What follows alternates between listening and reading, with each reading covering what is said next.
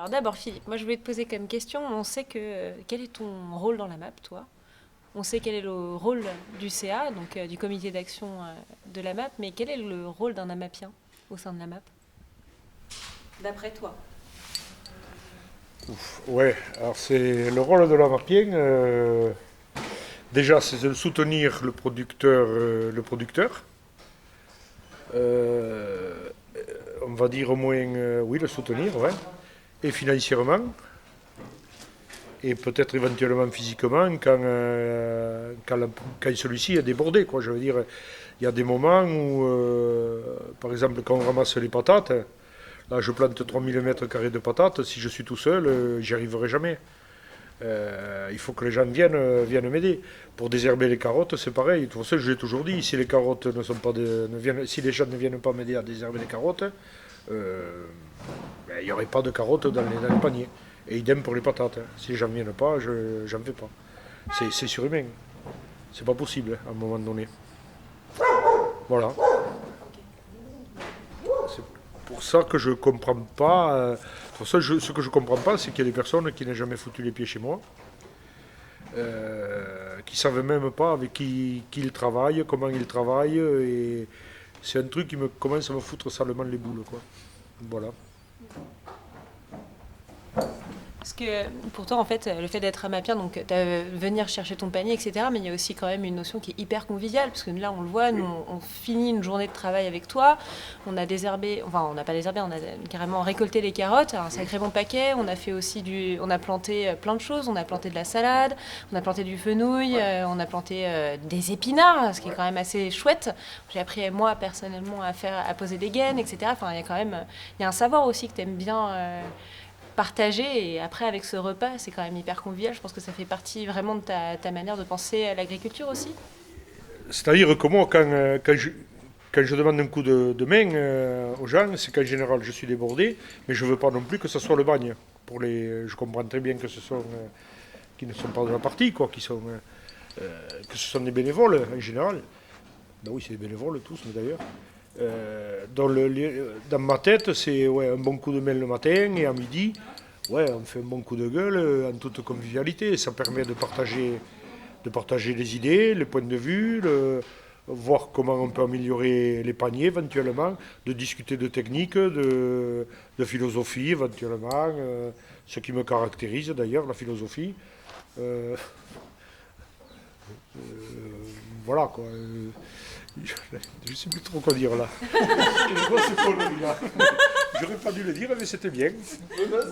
Il fallait le placer, ça. C'est fait, bon, je ne le sors plus de l'année. Non, mais c'est vrai qu'au cours d'un coup de main, on peut parler de beaucoup de choses. On peut parler aussi de ton organisation, ton rythme tous les jours, en suivant aussi les saisons, parce que ça change suivant tes produits, parce que tu fais des produits de saison, tu as tes roulements, etc. Mais tu n'as pas que ça aussi. Il y a toutes les organisations avec les autres producteurs, avec qui tu nous mets en relation, très gentiment, par exemple pour le canard, pour les œufs aussi. Parfois, on a de la chance d'avoir du fromage. Enfin, il y a quand même des choses qui sont super. D'ailleurs, comment est-ce que tu fais, toi, pour être en relation avec ces autres producteurs? C'est des personnes qui sont du coin, de la région, que tu rencontres sur des marchés? Ben, en général, ce sont des personnes qui habitent pas loin de chez moi, à Bourredin, qui sont souvent au même syndicat agricole que moi. Ça peut aider. Qui sont en règle générale à la Confédération paysanne. Et comme j'ai des bonnes discussions, j'arrive à discuter avec beaucoup de personnes. Donc je fais connaître leurs produits au niveau de la map, quoi. Voilà, ça n'a rien d'extraordinaire, ça, par contre. Pour moi, mais c'est naturel. Moi, autant les AMAP m'ont aidé, les AMAPiens m'aident, autant moi, j'aimerais bien aider d'autres paysans, quoi, d'autres agriculteurs, d'autres paysans, c'est le terme. Voilà, c'est ma manière de faire comme la map, quoi, un peu. Voilà. Et comment ça t'est venu l'idée de faire partie d'une AMAP, de démarrer une AMAP? C'est venu d'où?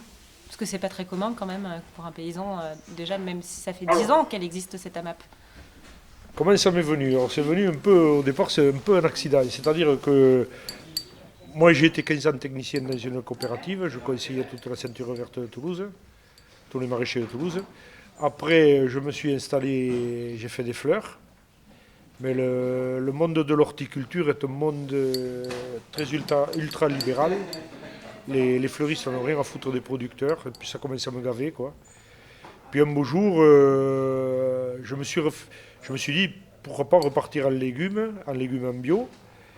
Là, je me suis fait un peu la même pendant un an avec à travailler en bio avec des légumes. J'ai commencé à faire la certification. Et là-dessus, j'ai rencontré le réseau AMAP et j'ai vu tout l'intérêt politique pour moi qu'étaient les AMAP. C'est-à-dire que travailler avec des AMAP, pour moi, c'est un acte très politique. Je le dis, je le revendique. Euh, Produire bio est un acte politique aussi chez moi, ça c'est clair. Voilà, quoi. En fait, c'est un accident au départ, mais je suis vraiment heureux d'être dans ce monde-là, quoi. Parce que pour moi, de produire comme ça, c'est vachement mieux que voter. Voilà. Nettement mieux que voter. Voter, ça sert à rien, ça au moins, ça pèse un peu sur la société, même si c'est epsilon. Et du coup, comme tu dis que c'est très politique, parce que tu as une volonté que les choses changent aussi. Ben oui. Oui, j'aimerais bien que ça change. La distribution, j'aimerais bien que ça change. J'aimerais bien que les légumes bio soient accessibles à tout le monde, à la seule condition quand même que tout le monde participe. C'est-à-dire qu'il ne faut pas que ce soit aux producteurs d'assumer, de tout assumer. C'est-à-dire qu'on le sait que produire bio, ça coûte plus cher que par rapport aux produits chimiques. Je ne dis pas conventionnels, moi, je dis chimiques. Au moins c'est clair, on sait ce que c'est. Conventionnel, on ne sait pas ce que c'est. Donc, non, moi mais je voulais dire, j'étais sur quoi là? J'étais parti sur quoi? Sur que tu voulais du changement en fait. Oui, moi j'aimerais bien que les produits bio soient accessibles à tout le monde. C'est pour ça que je demande, moi, quand il faut, que les gens viennent me filer un coup de main. Je peux pas. Moi je suis en moyenne à 10 heures par jour, et des samedis, des dimanches, j'en ai pas souvent. Des vacances, bon, j'arrête de distribuer pendant un mois, mais après, est-ce que c'est des vacances au sens propre du terme, comme les gens le voient, je ne suis pas certain. Donc, oui, pour moi, c'est... Là, je me mélange les pédales, là, je ne sais plus où je suis. Il faut, oui, c'est pas aux producteurs de tout supporter. Il faut que les consommateurs aussi, au travers des adhérents des AMAP, participent. Oui, et je pense que de participer deux matinées par an, si tous les adhérents le faisaient, eh bien, putain, ça serait, comme je dis, moi, c'est franchement, on serait tranquille, on serait peinard, quoi. Si on peut compter sur les gens, tu peux planter davantage, tu fais des paniers encore nettement mieux, c'est sûr. Voilà. En fait, en finalité, c'est de dire que si tu fais partie d'une AMAP, tu es quand même assez engagé politiquement pour manger bien, mais aussi il faut que tu fasses partie du truc pour vraiment faire avancer les choses. C'est ça. Bien sûr. Il faut que c'est pas qu'un acte c'est un acte militant, mais qui demande de la participation. Sinon, les gens qui ne participent à rien, comme je vois certains qui ne font jamais de distribution ou qui viennent jamais chez moi, moi je pense qu'il ferait mieux d'aller chez Carrefour ou chez Monsieur Leclerc, ou dans le meilleur des cas, peut-être chez Biocop. Au moins le pire encore, c'est qu'il y en a qui me disent même pas bonjour. Alors là, c'est l'apothéose pour moi. Je ne comprends même pas qu'il y ait des personnes comme ça dans les AMAP, quoi. Voilà,